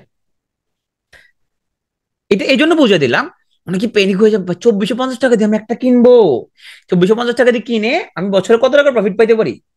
180 টাকা আমি প্রফিট এখান থেকে পাইতে পারি, বা 150 টাকা হইতে পারে, সেটা আমরা এখন এর পরে কত দিব আমরা জানি না। এবার আরেকটা জিনিসে আসি, প্রফিট যেহেতু আসছে, ধরলাম মেরিকোর এই শেয়ারটা একজনে 2400 টাকা করে কিনলো, আমি সব রাউন্ড ফিগারে ধরতেছি, 2400 টাকায় কিনলো একজন, হ্যাঁ। তো সে 2024 সালে 180 টাকা, 180 টাকা এখানে আমাদের কি হয়েছে, সে প্রফিট করতে পারছে, হ্যাঁ। আমরা কয়টা শেয়ার আমরা ধরলাম যে সে 48,000 টাকা শেয়ার কিনবে, কয় পিস পাবে? 48,000 টাকা শেয়ার কিনলো, কয় পিস পাবে মেরিকোর শেয়ার? কয় পিস পাবে শেয়ার? 20 পিস পাবে, 20 পিস। কয় পিস? 20 পিস শেয়ার কিনতে পারবে। 48,000 টাকা দিয়ে সে 20 পিস শেয়ার কিনলো। এক পিসের দাম কত? 2400 টাকা। এবং সে 48,000 টাকা দিয়ে 20 পিস শেয়ার কিনলো। তাইলে প্রতি পিসে যদি 180 টাকা করে যদি পাই, তাহলে 20 পিসে কত টাকা প্রফিট পাবে? কত পাইলো এখানের মধ্যে? 3600 টাকা প্রফিট পাইলো। কত টাকা পাইলো? 3600 টাকা প্রফিট পাইলো 24 সালে। হ্যাঁ, এই 3600 টাকা দিয়ে সে একটা কাজ করতে পারে। এই 3600 টাকা যখন তার অ্যাকাউন্টে ঢুকলো, সে কি করতে পারলো? যদি এই কোম্পানিটা ভালো, এই টাকা দিয়ে এগেইন এই কোম্পানির আরো 1.5, যদিও 1.5 কেনা যায় না, হিসাবে সুবিধাটা ধরতেছি আর কি, সে আরো 1.5 পিস শেয়ার কিনে ফেললো। তাহলে 24 সালের শেষ নাগাদ ওর অ্যাকাউন্টে কয়টা শেয়ার জমলো? কয়টা শেয়ার জমলো এখানের মধ্যে? 21.5 পিস। যদিও 0.5 পিসের কেনা কেনা যায় না, আমি হিসাবে করার জন্য ধরতেছি আর কি। হ্যাঁ, 21.5 পিস ধরলাম এখানের মধ্যে। 25 সালে প্রতি শেয়ারের বিপরীতে 200 টাকা করে ডিভিডেন্ড দিল, তাহলে কত টাকা ডিভিডেন্ড পাবে? 25 সালে ধরলাম প্রতি শেয়ারের বিপরীতে 200 টাকা দিল ডিভিডেন্ড, তাহলে কত টাকা হইলো তার? 4,300 টাকা। ওটা দিয়ে ধরলাম তখনকার প্রাইসে, ধরলাম প্রাইস আরো বাড়ছে, 25 সালে প্রাইস বেড়ে গেছে, আরো 1.5 পিস সে কিনে ফেললো। উল্টা আরো 1.5 পিস সে কিনে ফেললো, তাহলে কয়টা শেয়ার হবে টোটাল 25 সালের শেষে? 23 পিস হয়ে গেল। কত পিস হয়ে গেল তার? 23 পিস শেয়ার হয়ে গেল। আচ্ছা, 26 সালে ধরলাম আবারও 200 টাকা করে দিল কোম্পানি, তাহলে কত টাকা ডিভিডেন্ড পাইলো সে? 26 সালে 4,600 টাকা পাইলো, 4,600। ধরলাম 26 সালে এর প্রাইস আবার 2300 টাকা চলে আসছে, সে আবার 2 পিস পাইলো আবার, তাহলে 2 পিস আবার কিনে ফেললো। কয় পিস হয়ে গেল তার টোটাল শেয়ার? কত পিস হয়ে গেল? 25 পিস হয়ে গেল। এই যে বছর শেষে যে লভ্যাংশটা পাওয়া গেল, সেই লভ্যাংশটা দিয়ে আবার শেয়ারটা কিনে ফেললাম, তার ফলে পরের বছর প্রফিটটা আরো বাড়ে গেল। এই জিনিসটাকে কি বলা যেতে পারে? এটা কি বলা যেতে পারে? এটাকে বলা যেতে পারে কম্পাউন্ডিং। প্রফিটটাকে আমরা কি করতে পারি? আমরা কম্পাউন্ডিং করতে পারি। এটা স্টুডেন্টের জন্য খুব প্রয়োজন, কারণ ও তো অল্প এখানে একটা প্রভাব, বেশি শেয়ার কিনবে না, সে বেশি শেয়ার তো কিনবে না সে। এই কম্পাউন্ডিং এর ইম্প্যাক্টটা কি হইতে পারে, কি ভয়ঙ্কর হইতে পারে, এটা আমরা সামনে আলোচনা করবো। কেউ যদি 30 বছর যদি এরকম কম্পাউন্ডিং করতে পারে, 10 বছর 15 বছর কম্পাউন্ডিং করতে পারে, ও কি ভয়ঙ্কর লেভেলে ধনী হয়ে যাবে, এগুলো আমরা আস্তে আস্তে আলোচনা করবো। ঠিক আছে, এটার ইম্প্যাক্টটা এটা কিন্তু ভীষণ রকমের। আচ্ছা, এখন ধরলাম সে কোনো কারণে সে চিন্তা করলো যে সে শেয়ার গুলো রাখবে না, সে, হ্যাঁ, 25 পিস শেয়ার সে বিক্রি করে দিবে। যখন বিক্রি করে দিবে, তো মার্কেটে শেয়ারের দাম হলো 3,000 টাকা করে। তো কত টাকা সে পাবে? 25 পিস শেয়ার সে চিন্তা করলো সে 3,000 টাকা বিক্রি করে দিবে। এক পিস 3,000 টাকা ধরলাম, তখন তখন 3,000 টাকা, তাহলে কত? 75,000 টাকায় সে কি করে দিবে? বিক্রি করে দিতে পারবে। তাহলে ইনিশিয়ালি সে বিনিয়োগটা শুরু করছিল কত? 2024 সালে সে 48,000 টাকা দিয়ে তার বিনিয়োগটা শুরু করছিল। শেষ পর্যন্ত দেখা গেল কি, ও শেয়ার টোটাল সবগুলো শেয়ার 75,000 টাকায় সে বিক্রি করে দিতে পারছে। এখন এই 75,000 টাকার ভিতরে তার ডিভিডেন্ড ইল্ডও কিন্তু ঢুকে গেছে এখানে ভিতরে। একে যে মনে করেন না, আমি যে প্রফিট যে পাচ্ছি ওটা খাই ফেলবো, ওটা আমি এখানে রিইনভেস্ট করবো না, ওটা সে করতে পারে যে আমি এখানে যেটা আছে এটা আমি খাই ফেলবো, এটা আমি খাই ফেলবো, এটা খাই ফেলবো, এটা খাই ফেলবো, হ্যাঁ, এটা আমি খেয়ে ফেলবো। তখন দেখা গেল ওর পোর্টফোলিওতে 20টা শেয়ারে ছিল, যদি সে খাই ফেলে ডিভিডেন্ডের টাকাটা, তাহলে ও 20টা শেয়ার সে কি করলো? 3,000 টাকায় বিক্রি করে দিলে সে কত টাকা পাইলো? 60,000 টাকা পাবে। ইনিশিয়ালি এই 20 পিস শেয়ার কেনার জন্য ওর খরচ হয়েছিল কত? খরচ হয়েছিল 48,000 টাকা খরচ হয়েছিল। সে বিক্রি করছে 3 বছর পরে 60,000 টাকা দিয়ে। এখানে কত টাকা লাভ হয়েছে তার? এখান দিয়া কত টাকা লাভ হয়েছে? এখানে 12,000 টাকা লাভ হয়েছে। এই লাভটা কি বিক্রি করা? গাছ বিক্রি করা, তাই না? এটা পুরো গাছটা বিক্রি করে দিচ্ছে। আর এখানে যে পাচ্ছে 3600 টাকা পাইছে এক বছর, তারপরে ধরলাম 4300 টাকা পাইছে, এই যে খুচরা খুচরা যে প্রফিট পাচ্ছে, এগুলা কি? ওগুলো হচ্ছে গাছের ফল। ওগুলো হচ্ছে গাছের কি? ওগুলো ফল। প্রতি বছর কোম্পানি একটা কি দিচ্ছে তাকে? তাকে ডিভিডেন্ড দিচ্ছে, প্রফিট ফল দিচ্ছে। তাকে কি দিচ্ছে? তাকে ফল দিচ্ছে। এই যে গেইনটা, এটাকে বলা হয় ক্যাপিটাল গেইন। তার মানে গাছ বিক্রি করে দিলে যে গেইনটা, তাকে বলা হয় ক্যাপিটাল গেইন। গাছ বিক্রি করে দিলে যে লাভটা হয়, ওটাকে বলা হয় ক্যাপিটাল গেইন। আর ফল বিক্রি করে, মানে ফলের জন্য যে লাভটা পাওয়া যায়, ওটা হচ্ছে আমাদের ডিভিডেন্ড গেইন। ওটা হচ্ছে কি? আমাদের ডিভিডেন্ড। এখন আমরা কিছু শেয়ার কিনি গাছ বিক্রি করার জন্য, কিছু শেয়ার কিনি আবার আমরা শুধু ফল খাওয়ার জন্য। তাহলে ফল খাওয়ার শেয়ার কোনগুলো? ফল খাওয়ার শেয়ার কোনগুলো? যেগুলো আমাকে বেশি বেশি কি দিতে পারবে? ডিভিডেন্ড দিতে পারবো, ওগুলো আমরা ফল খাওয়ার জন্য। আবার কিছু শেয়ার আমরা অনেক সময় কিনি এরকম যে এটা সামনে আমরা হয়তো এটা থেকে এটা গাছটাই কি করতে পারবো, অনেক ভালো প্রাইসে গাছটা বিক্রি করবো, গাছের দামই অনেক বেড়ে যাবে, এরকমও হইতে পারে যে কম দামে পাইছি একটা শেয়ার, এটা গাছের দাম অনেক বাড়তে পারে। ওই ওই ওই কোম্পানিতে আমাকে হয়তো ওরকম ডিভিডেন্ড দিতে পারবে না, কারণ ওর ডিভিডেন্ড দেওয়ার সামর্থ্য নাই, আর আমি খুব কম প্রাইসে পাইছি, এই জন্য হয়তো আমরা কিনে নিচ্ছি, এরকমও হইতে পারে। ওকে, আমরা সব শেয়ার সব মানে সেম উদ্দেশ্যে কিনে না, এক একটা শেয়ার কিনে এক রকম উদ্দেশ্য থাকে। আমরা শেষ পর্যায়ে চলে আসছি, একদম একদম শেষ পর্যায়ে চলে আসছি আমরা। এখন কম্পাউন্ডিং অটোমেটেড হতে পারে, হ্যাঁ অটোমেটেড করার সিস্টেম আছে, তবে এইটা তো পার্সোনালি করতে হবে অটোমেটেড। আমরা একদম শেষ পর্যায়ে চলে আসছি। মিউচুয়াল ফান্ড আজকে আমরা আলোচনা করতে পারবো না, কারণ আজকে আমরা অলরেডি 12টা বেজে গেছে, শেষ আর আমরা 5 মিনিটের মধ্যে শেষ করে দিব। ধরলাম জালালের কোম্পানি 2025 সালে গিয়ে তার কোম্পানির সম্পদ এটার দাম টাম বাড়ছে, তার কোম্পানির অনেক গুডউইল ক্রিয়েট হয়েছে, তার ফ্যাক্টরিতে অনেক ভালো রড উৎপন্ন হচ্ছে, তার আগে থেকে যে তার জমি কেনা ছিল কোম্পানির নামে সে দামও বেড়ে গেছে। ধরলাম 2025 সালে তার কোম্পানির মোট সম্পদের পরিমাণ হয়ে গেলে 4,60,00,000 টাকা। কোন কোম্পানি? জালালের কোম্পানির 4,60,00,000 টাকা। সে ব্যাংক থেকে লোন করছে, এটা 2025 সালের ঘটনা, এটা 2025 সালের ঘটনা। এটা সে ব্যাংক লোন করছে 60,00,000 টাকা। তাইলে তার মোট সম্পদ থেকে আমি যদি তার মোট দায় যদি বিয়োগ করে দেই, তার নেট সম্পদ পাওয়া যায় কত কোটি টাকা? 4 কোটি টাকা। এখন জালাল কোম্পানি যে আমাদের থেকে শেয়ারটা বিক্রি করে যে ব্যবসা শুরু করছিল, ওর শেয়ার কত লাখ ছিল ইনিশিয়ালি? তার নিজের 10 লাখ, আমজনতার 10 লাখ, টোটাল শেয়ার ছিল কত? 20 লাখ। জালাল কোম্পানি 20 লাখ শেয়ার আছে, স্টিল না 20 লাখ শেয়ার। এখন জমির দাম টাম বাইরে আর অটোর দাম টাম বাইরে, তার শেয়ার এখন তার সম্পদ হয়ে গেছে 4 কোটি টাকা। তাইলে প্রতি শেয়ারের বিপরীতে তার সম্পদ কত? প্রতি শেয়ারের বিপরীতে তার সম্পদ কত? তার 20 লাখ শেয়ার আছে, আগে থেকে ছিল 20 লাখ শেয়ার, এখন তার সম্পদ হলো 4 কোটি টাকার সম্পদ আছে। তাহলে প্রতি শেয়ারের বিপরীতে তার সম্পদ কত আছে? সম্পদ হচ্ছে কত? 20 টাকা। এটাকে বলা হয় নেট অ্যাসেট ভ্যালু। এটাকে বলা হয় নেট অ্যাসেট ভ্যালু। এখন এই নেট অ্যাসেট ভ্যালু কিন্তু সবসময় গুরুত্বপূর্ণ না, সবসময় গুরুত্বপূর্ণ না, কারণ এই নেট অ্যাসেট ভ্যালুর মধ্যে ব্যাংক যে আমাদের অ্যাসেটটা দেখায়, ব্যাংকের এই যে ন্যাব কিন্তু আমরা বিশ্বাস করি না, কারণ ব্যাংকের ন্যাবের মধ্যে এমন সব লোন সে অ্যাড করে রাখছে যে লোনটা অলরেডি খেলাপি হয়ে গেছে, অলরেডি যে লোনটা খেলাপি হয়ে গেছে, সে এখানে জমির দামটা যেটা দেখাচ্ছে দেখলে ওটা দাম আসলে অত নাই এরকম। তাহলে ন্যাব কিন্তু কখনো গুড ইন্ডিকেটর না। আমরা ইনফ্যাক্ট ন্যাব খুব একটা দেখিও না, কিন্তু এটা জেনে রাখা ভালো, নাইস টু না। আমরা ন্যাব কিন্তু দেখিও না, কোনো কোম্পানি শেয়ার কেনার সময় আমরা ন্যাব আমরা দেখি না। আমাদের দরকার হচ্ছে কোম্পানি কেমন ক্যাশ ফ্লো প্রডিউস করতে পারে, সে কেমন প্রফিট করতে পারে, হ্যাঁ ক্যাশ কত উৎপন্ন করে। ধরলাম যে সরকারি কোম্পানি, ওর কোটি কোটি টাকা জমি পড়ে আছে, কিন্তু কোনো উৎপাদন হচ্ছে না, ওই জমির মধ্যে কোনো লাভ আছে? সরকারি যেমন পাওয়ার গ্রিড, ওর ন্যাব অনেক অনেক ভালো, ওর ওর অনেক অনেক কিছু আছে, কিন্তু ওর কোনো উৎপাদন নাই, কোনো লাভ আছে? কোনো লাভ নাই, উৎপাদন না থাকলে কোনো লাভ হবে না। তার মানে ন্যাব আমাদের খুব বেশি গুরুত্বপূর্ণ কোনো ইন্ডিকেটর না। তারপর আমরা হচ্ছে নাইস টু নো জানলাম আমরা। মিউচুয়াল ফান্ডের ক্ষেত্রে ন্যাব খুব গুরুত্বপূর্ণ, মিউচুয়াল ফান্ড আমরা নেক্সট সেশন আলোচনা করব।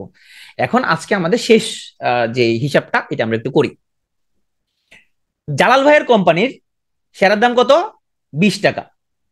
ও প্রতি শেয়ারের জন্য আয় করছিল কত টাকা, কার মনে আছে? আর্নিং পার শেয়ার কত টাকা ছিল জালাল ভাইয়ের? আর্নিং পার শেয়ার কত ছিল? আর্নিং পার শেয়ার কত ছিল? 2 টাকা ছিল আর্নিং পার শেয়ার। তাহলে জালাল ভাইয়ের কোম্পানি 20 টাকা যদি কেউ শেয়ারটা যদি কিনে, এবং এইভাবে যদি জালাল ভাই আয় করতে থাকে, তাহলে কত বছর লাগবে ও শেয়ারের মূল্যটা উঠানোর জন্য? যদি এই সেম উপায় যদি কেউ আয় করতে থাকে, কত বছর লাগবে? 10 বছর লাগবে, রাইট? তার মানে কোন শেয়ারের দামকে, কোন শেয়ারের দামকে যদি তার আর্নিং পার শেয়ার দ্বারা ভাগ করি, যে রেশিও পাওয়া যায় তাকে বলা হয় price earning ratio. Price earning ratio কি জিনিস? প্রাইসকে আর্নিং পার শেয়ার দ্বারা ভাগ করব, ভাগ করলে প্রাইস আর্নিং রেশিও পাওয়া যায়। এখন একটু বুদ্ধি করে একটু বলে ফেলেন তো, প্রাইস আর্নিং রেশিও এটা কম হওয়া ভালো না বেশি হওয়া ভালো? এই রেকর্ডটা ইউটিউবে আমরা দিব, প্লাস আরিফিন এমবিবিএস ওই পেজে পাওয়া যাবে। কম হওয়া ভালো নাকি বেশি হওয়া ভালো? এখন অনেকে একটু কনফিউজ হয়ে যাবে যে ভাই এটা কি বলছেন, কম হওয়া নাকি বেশি হওয়া ভালো? মতাসিন বলছে বেশি হওয়া ভালো। আচ্ছা, কিন্তু মতাসিন আপনি কোনটা কিনবেন? জালাল ভাই শেয়ার বর্তমানে তার প্রাইস হচ্ছে 20 টাকা, আর্নিং হচ্ছে তার 2 টাকা, তাহলে তার পি রেশিও হলো 10। এখন জালাল বাড়ির কোম্পানির আর্নিং হচ্ছে 2 টাকা, প্রাইস 40 টাকা। এটা ধরো, এটা হচ্ছে, এটা জালাল বাড়ির কোম্পানি, এটা হলো জালাল, এটা হচ্ছে জালাল, এটা হলো হেলাল বাড়ির কোম্পানি, এটা হচ্ছে হেলাল বাড়ির কোম্পানি। প্রাইস হলো 40 টাকা, ইপিএস কিন্তু 2 টাকা, পি হলো 20 টাকা। আপনি কোনটা কিনবেন, জালাল নাকি হেলাল? কোনটা কিনবেন আপনি, জালাল নাকি হেলাল? জালালের কোম্পানি পি 10 টাকা, জালাল কিনবেন আপনি, তাই না? আপনি জালাল কিনবেন। তাহলে পি রেশিও বেশি হওয়া মানে হচ্ছে যে এই কোম্পানির আর্নিং এর তুলনায় প্রাইস অনেক বেশি।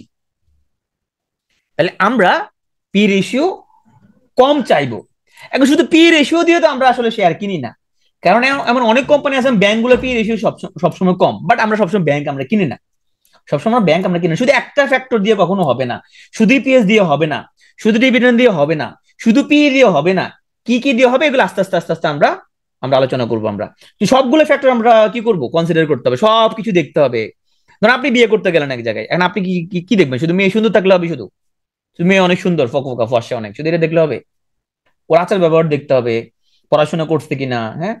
আপনি এই সবকিছু দেখবেন না আপনি, নাকি শুধুমাত্র একটা শেয়ার কিনবেন শুধুমাত্র এটা ধরেন পি রেশিও কম দেখে কিনবেন আপনি? আমরা অনেক কিছু দেখি না, আমরা অনেক কিছু দেখি কিনা আমরা? তাহলে একটা শেয়ার কেনার সময় আমরা অনেক কিছু দেখি, আমরা শুধু একটা দুটা দেখে তো আমরা এরকম সিদ্ধান্ত আসি না আমরা। কিন্তু এটাকে বুঝতে পারছি যে পি রেশিও কম থাকা ভালো, মোটামুটি আমাদের এটা একটা পজিটিভ ফ্যাক্টর, এটা বুঝতে পারছি। ওকে, এখন আমরা হচ্ছে যে প্রাইস আর্নিং রেশিও, এটা আমাদের শেষ। এখন আমরা দেখি জাস্ট পি রেশিও আমরা হচ্ছে যে কোত্থেকে দেখবো, এবং আমরা এটার আমরা একটু লঙ্কার ওয়েবসাইটে যাই, আমরা হচ্ছে যে এখানে দেখি মার্কেট ডেটা গ্রিডে যাই। মার্কেট ডেটা গ্রিডে যাই, আপনি হচ্ছে যে এখানে কাজ করেন, এখানে যে ফিল্টারে যান, ফিল্টারে গিয়ে আপনি এখানে পি রেশিও করে দেখেন, অডিটেড পি মানে লাস্ট অর্থ বছরের পি, অডিটেড। আর ফরওয়ার্ড পি মানে হচ্ছে যে এখন যেভাবে সে নতুন আয় রোজগার যেভাবে করতেছে, এটা করলে সামনের বছর কত হতে পারে, ফরওয়ার্ড আছে দুটো পি দেখি। দেখি তো আমাদের গত অর্থ বছরের ইগুলো দেখি। এখানে এদের শূন্য মানে হচ্ছে এখানে হিসাব নিকাশ নাই, সেজন্য শূন্য, হিসাবটা আসে নাই সেজন্য। এখানে আমাদের এখান থেকে দেখি আমরা, উত্তরা ফাইন্যান্স পি হলো 2.48, ফার্স্ট সিকিউরিটি ব্যাংক পি 2.77। তাহলে আমরা দেখি ব্যাংকের পি কিন্তু কম, কারণ ব্যাংকের সাথে দাম কম, সেজন্য ব্যাংকের পি কম, অনেক ব্যাংকের পি অনেক কম কিন্তু, হ্যাঁ। তাহলে শুধু পি যদি আমাদের যদি ইন্ডিকেটর হইতো, তাহলে তো সবাই ব্যাংক কিন্তু, সবাই ব্যাংক কিন্তু ধুমায়া, তাই না? সবাই ব্যাংক কিন্তু, শুধু পি কিন্তু আমাদের একমাত্র ইন্ডিকেটর না। ব্যাংকগুলোর পি কিন্তু খুবই কম, একমাত্র ইন্ডিকেটর না কিন্তু, হ্যাঁ গুরুত্বপূর্ণ একটা ইন্ডিকেটর, বাট এটা একমাত্র না, অনেকগুলো ইন্ডিকেটরের মধ্যে একটা ইন্ডিকেটর। তাহলে আমরা কোন শেয়ার চুজ করার সময় তার পিইটা একটু দেখি, যে স্কয়ার ফার্মার পি কত, একটু দেখি তো আমরা। আমরা দেখি স্কয়ার ফার্মার এখন পি কত। এখানে দেখতে পারেন আপনি, এই যে এখানের মধ্যে দেখেন তো কি এই জায়গা দিয়ে তার, না ডাটা গ্রিডের মধ্যে তার হচ্ছে যে এই জায়গা এর মধ্যে না, ডাটা গ্রিডের মধ্যে পাবেন না। আমরা হচ্ছে যদি এই যে এখান দিয়ে আসছে পি, এই যে এখন তার লাস্ট যে 15 আগস্ট তার যে হিসাব নিকাশ, মানে তার যে প্রাইস, ওই প্রাইস ধরলে পি কত, 9.64, ভালো। স্কয়ার মতো একটা বড় কোম্পানির জন্য তার পি 9.64 কিন্তু খুবই ভালো একটা পি আছে। আমরা রেঞ্জ দেখি যে তার হচ্ছে যে পি আমরা কত মতো চাই। যদি ওটার শেয়ারটা যদি লো পেড হয়, তার মানে তার যদি শেয়ারের পরিমাণ কম হয়, ওটার প্রাইস তো অনেক বেশি হবে, সে পি আমরা কনসিডার করি, ঠিক আছে পি আমরা 15-20 পর্যন্ত আমরা অ্যাকসেপ্ট করি এরকম, হ্যাঁ। ক্লিয়ার? পি পর্যন্ত ক্লিয়ার কিনা? আদর্শ মান না, আদর্শ এরকম কোনো মান নাই। যেই কোম্পানিটার শেয়ারের ফ্রি শেয়ারের পরিমাণটা হচ্ছে যে কম, এই কোম্পানির তো প্রাইস, মেরিকোর নাম্বার 1 শেয়ার, মেরিকোর পি কত বেশি হবে না, কারণ ও তো শেয়ারের প্রাইসে বেশি। মেরিকোর মাসের 1 নাম্বার শেয়ার, কিন্তু মেরিকোর প্রাইস, মেরিকোর পি তো বেশি হবে, কারণ ওর শেয়ারের প্রাইস বেশি।